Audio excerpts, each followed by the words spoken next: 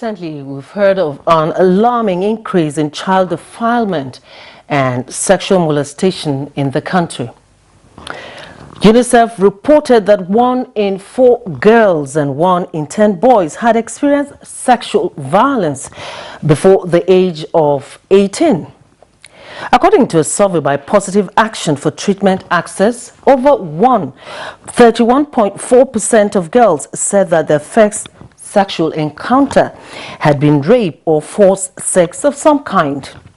Now, according to UNICEF again, 6 out of 10 children in Nigeria experience emotional, physical or sexual abuse before the age of 18. These findings are undoubtedly staggering. Now, the Child Rights Act states that no person is permitted to have sexual intercourse with a child. The Act also does not allow the defense of ignorance of the child's age or that the child gave consent for the sexual intercourse, but still the trend is on the increase. So now, what exactly is the problem? Why are we having more of these pedophiles in our society, and we read about them daily?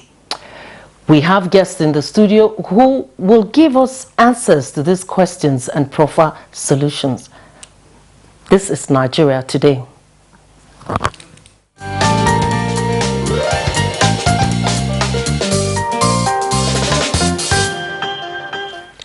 You're watching Nigeria Today. My name is Joy Osiago, and I have 2 guests who can speak to this topic in the studio. First, I'd like to introduce Dr. Law Mefo, who is a forensic and social psychologist. Dr. Law, thanks for joining us this evening. Thank you.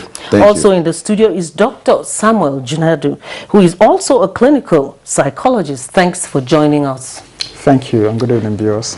Now, gentlemen, this is not a pleasant story, and before I ask my first question, I would like to reel out a statistic. Now, in 2017, Lagos State alone reported 223 cases of child defilement and rape. So my question is, why is this on the increase?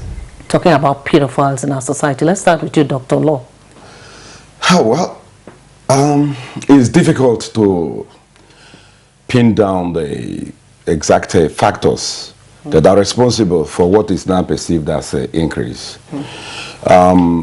You know, we can look at greater reportage, right? More awareness. You know, many people are coming forward now to report. You know, in other words, it may have been as much as that all along, but underreported. 1. Then you have, you know, the impact of both globalization and the social media, the internet. Everything is out there, and mostly uncensored. You don't know what, you know, anybody is watching.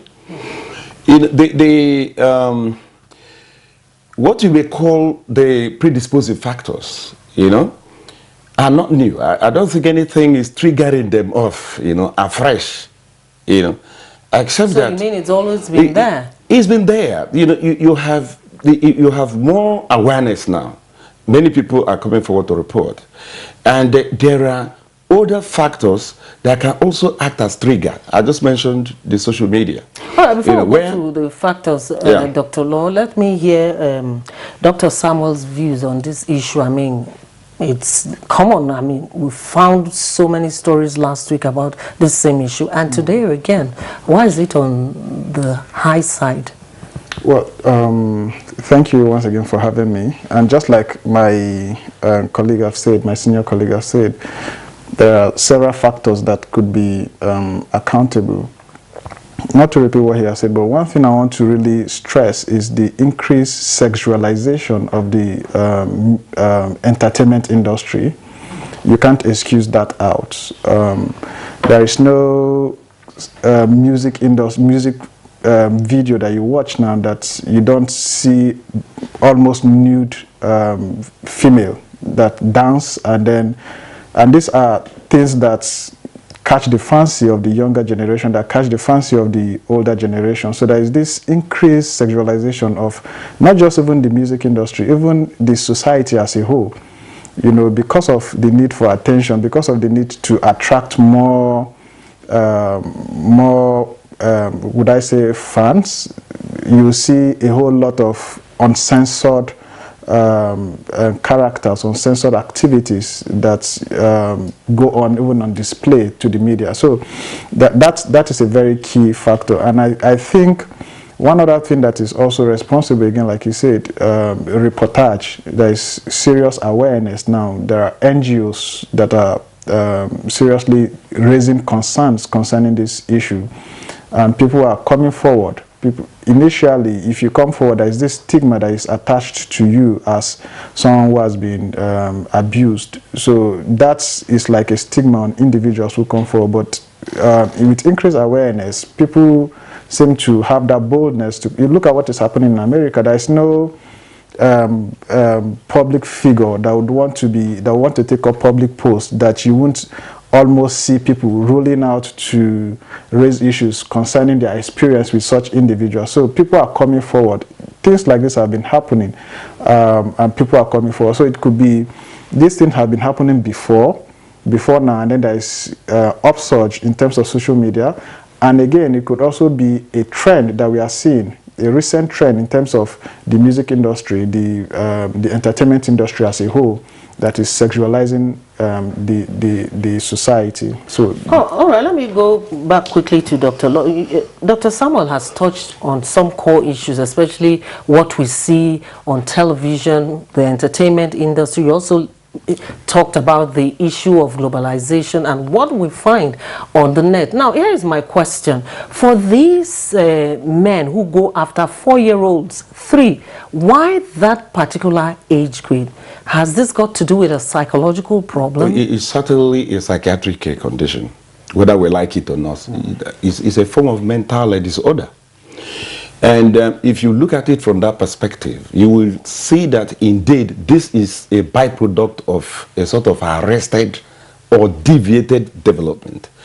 You know, that is why it is generally referred to as sexual deviation. That is, you're moving away from the norm, right?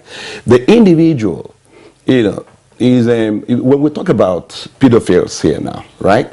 We are referring to, you know, sexual encounter, exposure, or preference for a child. A child here means under 13, right? Very, very important. And even under that 13, you still have what we call infantophile, right? Which has to do with preference for children that are below 5. Can you imagine that? A child below age 5 is both gender, male and female, but the preponderance, you know, of the condition is against the female child more, you know. The ratio may be as staggering as 10:1 if you want to compare the incidence against the girl child and the boy child. Having said that, you see, if you understand that this is, you know, a mental disorder sort of condition, you now begin to look at things like neurology, right?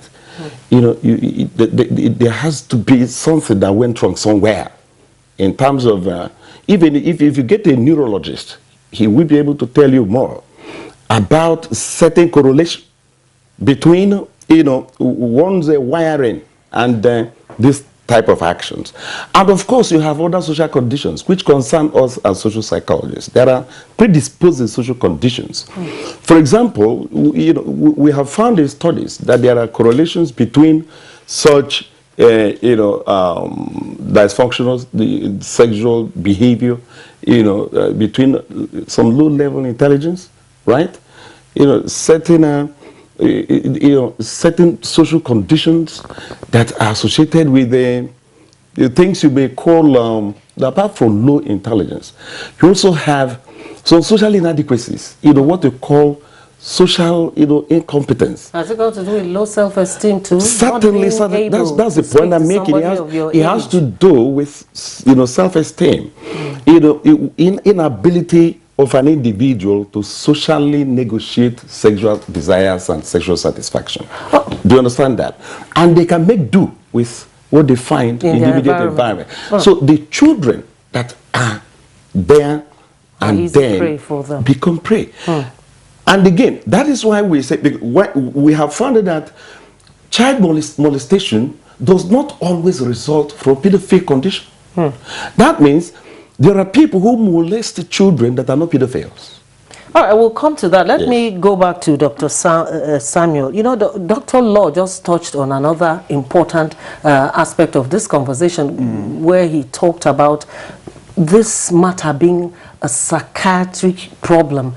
Do you agree with that? And as a follow-up, there are those who get involved in this, do they really know that that is what they're going through? Certainly, if you check the Diagnostic Statistical Manual for Mental Illness, which is the DSM, or the ICD-10, which is used for diagnosing psychological condition, you would see sexual dysfunction or sexual disorder. And under this category, we have what we refer to as paraphilias. Paraphilias have several sexual dysfunction, among which is pedophiles. So pedophiles is typically not a normal behavior. It's a psychiatric condition. And like many psychiatric conditions, people who tend to have this challenge have poor insights. They really don't know that this is a challenge. Some would know that this is a challenge and would try to seek, because again, some of these behaviors are a form of defense mechanism for trying to avoid anxiety that is arising from inadequacies, just like you mentioned, inadequacies to negotiate sexual desires or sexual preference. So it could be a form of defense mechanism rising from childhood trauma, you know, rising from hostility while growing up, like I said, high sexual exposure while growing up. So there are several things that we can trace down to the child growing up that would start manifesting in such kind of behavior. There are several paraphilic behavior that people tend to display. Unfortunately, pedophiles tend to be one that is very common even in our immediate environment, because the child is seen as an innocent person. The child is seen as a lesser person, one who cannot really assert his authority or assert himself to refuse such kind of advances. People who abuse children always threaten the child not to speak up. So there's an imbalance in terms of authority here. So somebody is abusing authority, somebody is abusing trust, somebody is abusing that integrity that the child placed on him as an adult to take care of him or her as a child. So there are several things that could be attributed to it, but certainly it's a psychiatric condition recognized globally. We have it in the DSM, and there are criteria for defining it as a psychiatric condition. Unfortunately, most people who tend to have it don't usually know that this is a psychiatric condition. All right, from what I've heard from both of you now, somehow, in as much as I do not agree with what these pedophiles do, I'm beginning to sympathize with them a bit now. So we're talking about having sympathy for the pedophiles and also for the children involved. We'll take a short break now. When we return, we will look at both cases and see how they can be helped, talking about those who engage in the act and the innocent children who are at their mercy. This is Nigeria Today. Stay with us. 790884. Join us today. You're still watching Nigeria Today, and we thank you for staying with us. We have guests in the studio who are looking at the issue of pedophiles in our society and their activities. Dr. Law, before we went on that break, I was talking about looking at those who are involved in the act and the children themselves. Let's start with those involved in it. From the narrative I just got from both of you this evening, it is obvious that they need help. Yeah, they certainly need help, right? And a number of things are involved there. One is the individual to be made aware of the condition, right, as being wrong. But how many people are willing to come forward? That's the problem. That's the second problem. Who will come forward? And then the treatment. How do you, going by the statistics you read out here, we are talking about, inadequacy of the treatment personnel here. It's a problem. But again, let us even start, by creating the awareness. Let the people get to know that this is a form of sickness. It's not normal, right? Because there has been this presumption that is sexual orientation. Do you understand what I'm saying? And if you treat it as a sexual orientation, you equate it with something like homosexuality, and they are not the same.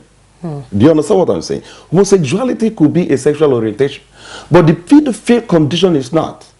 It's a disorder, right, that needs to be really handled, and we need to encourage people to report the cases more. Let parents be bold to come out and report the children. That's another case. Good. Because parents who have children who get involved, because of stigma. That's what I'm saying, that public education is needed here to get the parents to know that hiding this incident because you don't want your child stigmatized, you are actually exposing other children, to the same problem, because there must be recidivism. Whether we like it or not, the person, if he is not corrected, right, is likely to reoffend. He's going to do it again. What that means is that we need to increase public awareness. We need to encourage parents to come forward, and in doing measures should also be taken to keep, protect the confidentiality of those who really come forward. It shouldn't be advertised. Do you understand what I'm saying? For example, even when the media needs to use such examples, you find a way of blurring. Oh yes, yes, I see that, which is a very ethical thing you do when it comes to that. Yes. They need help, but that doesn't diminish their criminal responsibility. Because it is a matter of preference here and not orientation. That means they can't die if they don't live in that way. And they have alternatives. They have alternative behaviors that they can be encouraged to adopt. Right. That is why they can be held responsible for their actions, and it will be correct in the eye of the law. All right, let me go to Dr. Samuel. I want you to now focus, Dr. Mefo has spent so much time talking about those who carry out this act. Let's look at the child. How can parents be of help to children? From what Dr. Law just talked about now, it is possible that if you have one in the house who is into this act, they can defile as many as 3 or 4 children without anyone knowing. What can parents also do, to help the children? Well, thank you again for asking that question. I think the best way to manage this thing is prevention. And one thing that parent can do is increase monitoring, increase your interaction with your child, be very sensitive to your children. Your children's behavior, because when a child is defiled, there is tendency, that behavior that the child tends to display.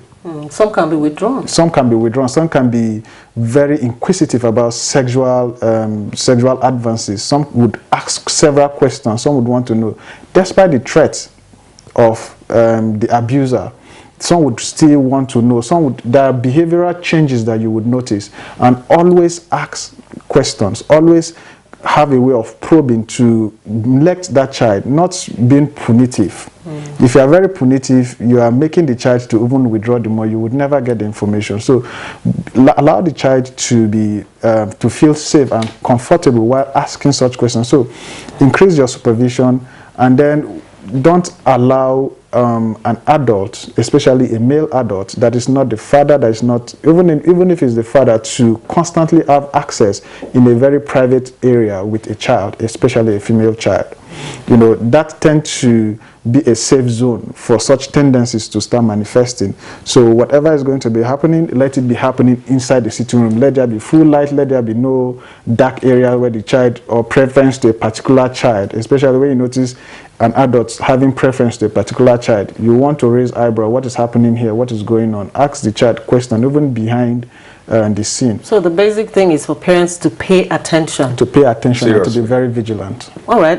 Dr. Law, you know, in developed economies, they have what we call database for offenders, where I know some countries, once they get you and they're done with treatment and they let you go, whatever neighborhood you move into, they are following up. You are even told to knock on doors and let them know that you've moved into the neighborhood and this is the offense you committed before. Do you think we should introduce something like that in Nigeria? I wish we can. Do you understand that? You know, the measures, some countries even adopt castration. I'm very serious. Of course, it was one of the earliest cures that, that some countries adopted. You'll be surprised, a country like Germany. Do you understand that? It's that serious. Czechs and others. But I'm not prescribing castration for Nigeria. But we need to be as serious as that. You know, like Dr. Jonah said, look, let's face reality. You see, the child is a trusting being.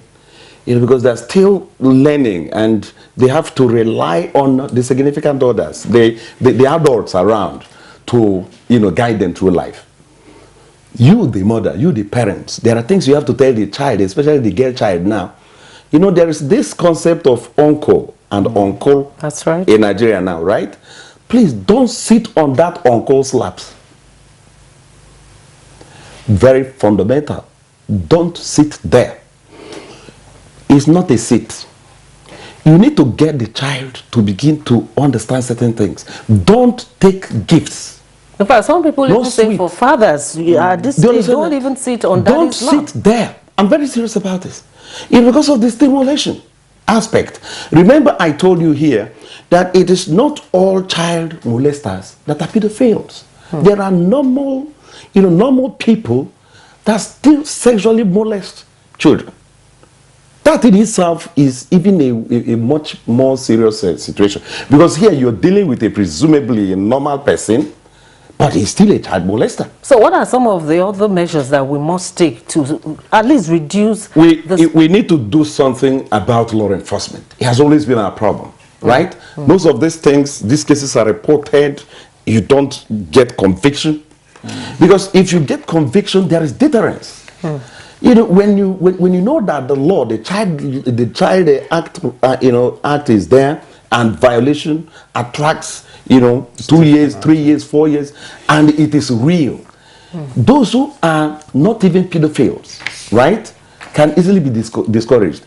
Now we will be left with only those who are truly pedophiles. Do you understand what I'm saying? But here we are dealing with two categories of those who are normal but are also child molesters and those who are pedophiles. Okay. Do you understand that? So you need to enforce the law.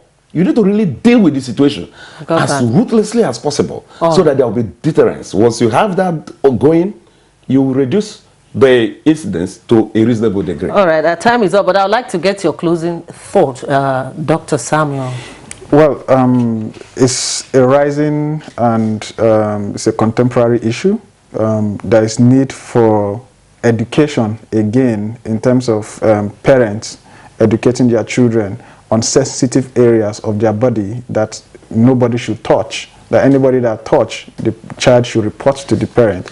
Because even in schools, you hear situations like this. Even children abusing children, you hear situations like this. So there should be education from the side of the parent. There should be supervision on the side of the parent so that issues like this don't go. And then again, like he said, the law, people who are pedophiles thrive on the lacuna in the law. Because the law is not strictly adhered to, it's not strictly implemented. So in a nutshell, there's need for enforcement. There's need for enforcement. Yeah. All right, gentlemen. I'd like to thank Dr. Law Mefo, a forensic and social psychologist, for joining us this evening. Thank you very much for your insightful contribution.